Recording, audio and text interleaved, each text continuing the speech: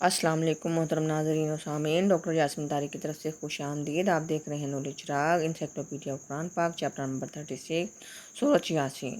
سورۃ یاسین قرآن پاک کے 22ویں پارے و مئی یکنت اور 23ویں پارے و مالی میں ہے۔ بتائیے سورۃ یاسین کا نام یاسین کیوں رکھا گیا ہے؟ یہ نام علامتی ہے اور اس سورت کے پہلے حرف مقطعات کو اس کا نام دیا گیا ہے۔ سورۃ یاسین کی کس آیت میں حضرت محمد صلی اللہ علیہ وآلہ وسلم کو یاسین کے نام سے مخاطب کیا گیا ہے؟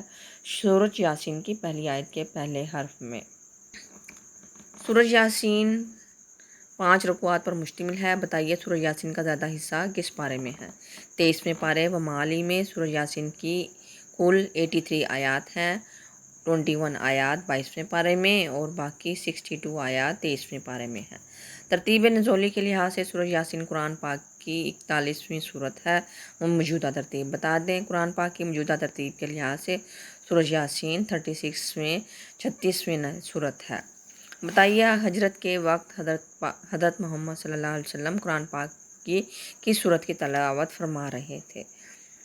ہجرت کے وقت حضور پاک صلی اللہ علیہ وسلم سورۃ یاسین کی آیت نمبر 9 وَجَعَلْنَا مِن بَيْنِ أَيْدِيهِمْ سَدًّا وَمِن خَلْفِهِمْ سَدًّا فَأَغْشَيْنَاهُمْ فَهُمْ لَا يُبْصِرُونَ۔ بتائیے وقت نزا قرآن پاک کی کس سورت کو خاص طور پر پڑھا جاتا ہے؟ قرآن پاک کی سورۃ یاسین کو۔ اسے قرآن پاک کا دل بھی کہتے ہیں۔ سورۃ یاسین میں کل کتنے کلمات اور حروف ہیں؟